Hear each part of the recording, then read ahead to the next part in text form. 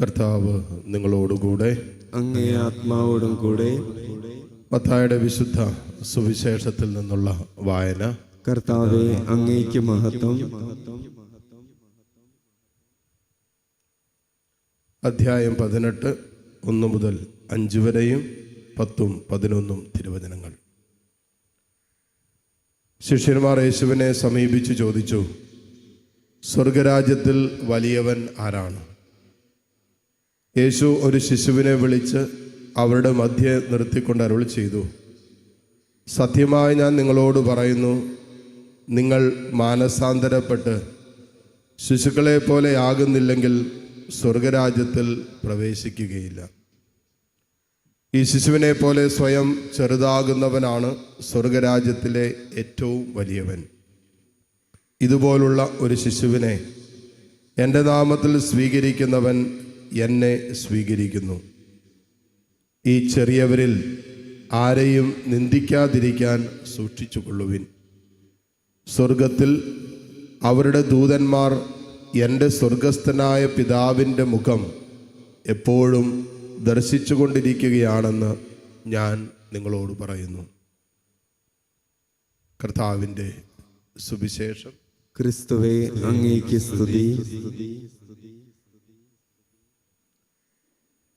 മിശിഹായിൽ ഏറ്റവും സ്നേഹമുള്ള മാതാപിതാക്കളെ, സഹോദരി സഹോദരങ്ങളെ, ഇന്ന് കാവൽ മാലാഖമാരുടെ തിരുനാള് നമ്മൾ ആഘോഷിക്കുകയാണ്. തീർച്ചയായിട്ടും ദൈവത്തിന് നമ്മളോട് വ്യക്തിപരമായി സ്നേഹമുണ്ട് എന്നതിൻ്റെ ഒരു പ്രധാനപ്പെട്ട തെളിവാണ് നമുക്ക് ഓരോരുത്തർക്കും ഒരു കാവൽ മാലാഖ ഉണ്ട് എന്നുള്ളത്. അതുകൊണ്ടാണ് ഇന്നത്തെ സുവിശേഷം നമ്മൾ കേട്ടത്, എൻ്റെ സ്വർഗസ്ഥനായ പിതാവിൻ്റെ മുഖം എപ്പോഴും അവരവരുടെ ദൂതന്മാർ ദർശിച്ചു കൊണ്ടിരിക്കുന്നു എന്നാണ് പറയുന്നത്.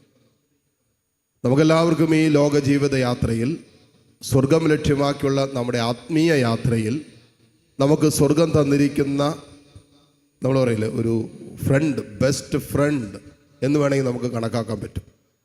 നമുക്ക് ഈ ലോകത്ത് ചില സൗഹൃദങ്ങളൊക്കെ ഉണ്ട്. നേരായ നല്ല സൗഹൃദങ്ങളുണ്ടാകാം, ചീത്ത സൗഹൃദങ്ങളുണ്ടാകാം. സൗഹൃദങ്ങൾ നമ്മൾ എന്തിലേക്ക് നയിക്കുന്നു എന്നുള്ളതാണ് അത് നല്ലതാണോ ചീത്തയാണോ എന്ന് നമ്മൾ മനസ്സിലാക്കുന്നത്. എന്ന് പറയുന്നത് പോലെ നമ്മെ ദൈവത്തിങ്കിലേക്കും സ്വർഗത്തിലേക്കും നിത്യജീവനിലേക്കും നമ്മെ നിരന്തരമായി കൈപിടിച്ച് നടത്താൻ സ്വർഗം തന്നിരിക്കുന്ന ഒരു, നമ്മൾ പറയില്ലേ, ബെസ്റ്റ് ഫ്രണ്ടാണ് ഈ പറയുന്ന കാവൽ മാലാഖ. നമ്മളിത് വിശ്വസിക്കുമ്പോഴാണ് ഈ കാവൽ മാലാഖയുടെ സാന്നിധ്യം നമുക്ക് അനുഭവിക്കാൻ പറ്റുന്നത്. നമ്മളതേക്കുറിച്ച് ഒരു വിശ്വാസമില്ലാത്ത, ഒരു ബോധ്യമില്ലാത്തവർക്ക് അങ്ങനെ ഒരു ആത്മീയ സാന്നിധ്യം, സ്വർഗം നമുക്കായി തന്നിരിക്കുന്ന ഒരു ആത്മീയ സാന്നിധ്യം കൊണ്ട് മനസ്സിലാക്കാൻ പോലും പറ്റില്ല.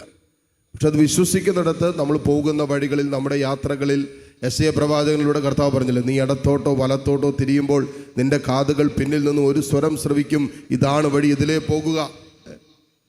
അങ്ങനെ നമ്മുടെ കൂടെ സഞ്ചരിക്കുന്ന, നമ്മുടെ കൂടെയുള്ള ദൈവം നമുക്കായി തന്നിരിക്കുന്ന ഈ കാവൽ മാലാഖ നമ്മളോട് സംസാരിക്കുന്നതായിട്ട് നമുക്ക് അനുഭവം ഉണ്ടാവും. ഓരോരോ അനുഭവങ്ങളിൽ ഈ കാവൽ മാലാഖയുടെ കൃത്യമായ സഹായം നമ്മുടെ ജീവിതത്തിൽ അനുഭവിക്കാൻ പറ്റും. അപ്പം അനുഭവങ്ങളാണ് ചില വിഷയങ്ങളെക്കുറിച്ചുള്ള ബോധ്യം നമുക്ക് തരുന്നത്. നമ്മൾ കേട്ടത് കൊണ്ടോ എവിടെയെങ്കിലും നമ്മൾ വായിച്ചത് കൊണ്ടോ അല്ല, മറിച്ച് ഇതിനെക്കുറിച്ചുള്ള അനുഭവങ്ങളാണ് നമുക്ക് ഇത് ഒരു ബോധ്യമാക്കി തരുന്നത്. വിശുദ്ധ ഗ്രന്ഥത്തിൽ ഉടനീളം കടന്നു പോകുമ്പോൾ മാലാഖമാരെ കുറിച്ച് കൃത്യമായിട്ട് പറയുന്നുണ്ട്. നമുക്കറിയാം, റഫായേൽ മാലാഖ തോബിയാസിൻ്റെ കൂടെ സഞ്ചരിച്ചതാണ് എന്ന് പറയുന്നത് പോലെ തോബിയാസിന് വഴി കാണിക്കാനായിട്ടും ലക്ഷ്യസ്ഥാനത്തിൽ എത്തിക്കാനൊക്കെ ആയിട്ട് കൂടെ നടന്ന മാലാഖയാണ് റഫായേൽ. ഈ മാലാഖ ഈ തോബിയാസിൻ്റെ കൂടെ നടന്നത് പോലെ തന്നെ നമുക്കായി ഒരു കാവൽ മാലാഖയെ സ്വർഗം നമുക്ക് തന്നിട്ടുണ്ട്. നമ്മുടെ കൂടെ നടക്കാൻ, നമ്മുടെ കൂടെ തന്നെ ഈ മാലാഖയുടെ സാന്നിധ്യമുണ്ട്. ഇത് വിശ്വസിക്കുന്നിടത്താണ് നമുക്ക് ഈ സ്വർഗീയ സാന്നിധ്യം മനസ്സിലാക്കാൻ പറ്റുന്നത്. ദൈവം തൻ്റെ അനന്ത ജ്ഞാനത്തിൽ നമുക്ക് തന്നിരിക്കുന്ന ഒരു സ്പിരിച്വൽ, ഒരു ആത്മീയ സമ്മാനമാണ് നമ്മുടെ കാവൽ മാലാഖ. ഇത് തിരിച്ചറിയാം. നമുക്ക് ലോകത്ത് ഒത്തിരി സമ്മാനങ്ങൾ, ഇങ്ങനെ സൗഹൃദങ്ങളായിട്ടൊക്കെ ദൈവം തന്നിട്ടുണ്ട്. നമുക്ക് ഒത്തിരി ബന്ധങ്ങളുണ്ട്, ഒത്തിരി കൂട്ടുകാരുണ്ട്. ചിലവരൊക്കെ നമ്മൾ പറയില്ലേ, ചിലവർക്ക് കൂട്ടുകാരാണ് വലുത്. ബാക്കി എല്ലാത്തിനേക്കാളും വലുതായിട്ട് ചിലപ്പോൾ ചില സൗഹൃദങ്ങൾ മാറും. അത്ര കണ്ട ആ സൗഹൃദങ്ങൾ ജീവിതത്തിൻ്റെ ഓരോ നിമിഷങ്ങളിലും അവരെ സ്വാധീനിക്കുന്നത് കൊണ്ടാണ്. എത്രയോ നല്ല സൗഹൃദങ്ങൾ ജീവിതത്തിൻ്റെ ചില ഇടറിയ വേളകളിലും തകർന്നു പോയ ജീവിതത്തിൻ്റെ അനുഭവങ്ങളിലും അല്ലെങ്കിൽ തിരിച്ചു വരാൻ ഒരു സാധ്യതയില്ലാത്ത ചില ജീവിതത്തിൻ്റെ അനുഭവങ്ങളിലൊക്കെ ചില സൗഹൃദങ്ങൾ ചില ജീവിതങ്ങളെ തിരിച്ചു കൊണ്ടുവന്നിട്ടുണ്ട് ജീവിതത്തിലേക്ക്. എന്ന് പറയുന്നത് പോലെ നിത്യജീവിതം ലക്ഷ്യമാക്കിയുള്ള നമ്മുടെ ആത്മീയ യാത്രയിൽ, വിശ്വാസത്തിൻ്റെ യാത്രയിൽ എവിടെയൊക്കെ നമ്മൾ വീട് പോകാൻ സാധ്യതയുണ്ടോ, എവിടെയൊക്കെ ഇടറിപ്പോകാൻ സാധ്യതയുണ്ടോ, എവിടെയൊക്കെ ജീവിതം നമുക്കിനി തിരിച്ചു പിടിക്കാൻ പറ്റില്ല എന്ന് നമ്മുടെ മനസ്സ് നമ്മളോട് മന്ത്രിക്കുന്ന ജീവിതത്തിൻ്റെ അനുഭവങ്ങളിലും നമ്മുടെ കൂടെയുള്ള കാവൽ മാലാഖ നമ്മളോട് പറയും, എഴുന്നേക്ക്, നടക്ക്, മുന്നോട്ട് പോ. ഈ സ്വരം, ഈ ദൈവസാന്നിധ്യം, സ്വർഗം നമുക്ക് തന്നിരിക്കുന്ന ആ നിത്യസഹായകനായി പരിശുദ്ധാത്മാവിനെ തന്നിരിക്കുന്നത് പോലെ നമുക്കൊരു കാവൽ മാലാഖ നമ്മുടെ കൂടെയുണ്ട് എന്ന് നമ്മൾ വിശ്വസിക്കണം. ഈ കാവൽ മാലയുടെ സാന്നിധ്യം നമുക്ക് സംരക്ഷണമായിട്ടും നമ്മൾ വഴി നടത്തുന്ന അനുഭവമായിട്ട് നമുക്ക് അല്ലെ. നമ്മളിന്ന് പ്രതിവചന സങ്കീർത്തനത്തിൽ നമ്മൾ വായിച്ചത് 91 സങ്കീർത്തനം, അതിൻ്റെ 11ഉം 12ഉം തിരുവചനങ്ങളിൽ എഴുതി വെച്ചിരിക്കുന്നതിന്, നീ നടക്കുമ്പോൾ നിന്റെ പാദം കല്ലിൽ തട്ടാതിരിക്കാൻ അവർ നിന്നെ കരങ്ങളിൽ വഹിച്ചോളൂ എന്നാണ് പറയുന്നത്. അത്രമാത്രം ഒരു കാവൽ ദൂതനെ അയച്ചിട്ടുണ്ട്. ആദ്യമായി നമ്മൾ കേട്ടതും അത് തന്നെയാണ്, നിനക്ക് മുമ്പേ ഞാനൊരു ദൂതനെ അയക്കുന്നു. അപ്പോൾ സ്വർഗത്തിൻ്റെ ഒരു സാന്നിധ്യം, അത് ഈ കാവൽ മാലാഖയുടെ സാന്നിധ്യം എന്ന് പറയുന്നത് ദൈവം നമ്മെ വ്യക്തിപരമായി സ്നേഹിക്കുന്നു എന്നതിൻ്റെ തെളിവാണ്. ഞാനും നിങ്ങളും ഒറ്റയ്ക്കല്ല എന്ന് സ്വർഗം നിരന്തരം നമ്മളോട് മന്ത്രിക്കുന്ന ഒരു അനുഭവമാണ്, ഒരു ആത്മീയ അനുഭവമാണ് നമുക്ക് സ്വർഗം തന്നിരിക്കുന്ന കാവൽ മാലാഖ. ഒറ്റപ്പെടലാണല്ലോ ഏറ്റവും വലിയ ജീവിതത്തിൻ്റെ ഭാരം, വേദന, സങ്കടം. ഈ അനുഭവത്തിൽ നിന്നും നമ്മെ നേടിയെടുക്കാൻ തക്ക വിധത്തിൽ എപ്പോഴും നമ്മോട് കൂടെ ഒരു ആത്മീയ സുഹൃത്തായി നമ്മുടെ കൂടെ നമ്മുടെ കാവൽ മാലാഖയുണ്ട്. നമ്മെ എത്തിക്കുവോളം ഈ കാവൽ മാലാഖയുടെ സാന്നിധ്യം നമ്മുടെ കൂടെയുണ്ട്. നമ്മൾ ഒറ്റയ്ക്കല്ല എന്നുകൂടി ഈ തിരുനാൾ നമ്മൾ ഓർമ്മപ്പെടുത്തുന്നുണ്ട്.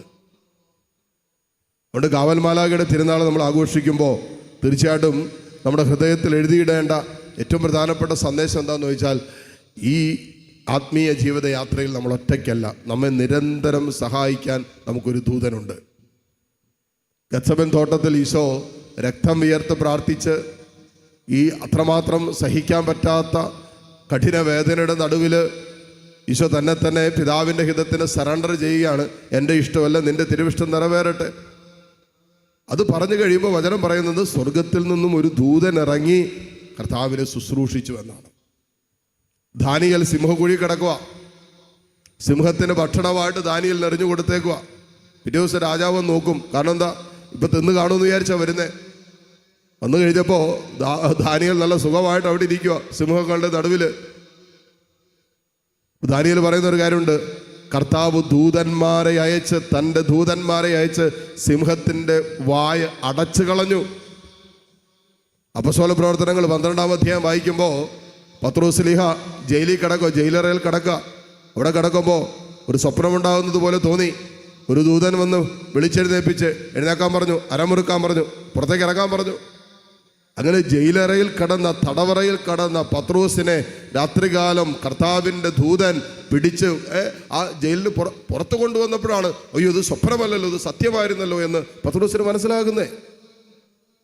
അപ്പോൾ നമ്മളെ സംരക്ഷിക്കാനും നമ്മെ വഴി നടത്താനും നമ്മെ സഹായിക്കാനും നമ്മെ സ്വർഗത്തോളം നമ്മുടെ കൂടെ നടക്കാനും സ്വർഗം നമുക്ക് ഒരു കാവൽ മാലാഖയെ തന്നിട്ടുണ്ട്.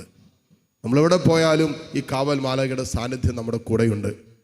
ഈ ബോധ്യത്തിൽ നമ്മൾ ജീവിക്കാൻ തുടങ്ങുമ്പോൾ നിരന്തരമായ ഈ ആത്മീയ സഹായം നമുക്ക് അനുഭവിക്കാൻ പറ്റും. ജീവിതത്തിൻ്റെ എല്ലാ വേളകളിലും എല്ലാ ഏടുകളിലും കടന്നു പോകുന്ന ജീവിതത്തിൻ്റെ എല്ലാ സങ്കടങ്ങളിലും വേദനകളിലും ദുരിതപൂർണമായ അനുഭവങ്ങളിലൊക്കെ എൻ്റെ കൂടെ സ്വർഗം എനിക്ക് തന്നിരിക്കുന്ന ഒരു കാവൽ ദൂതനുണ്ട്.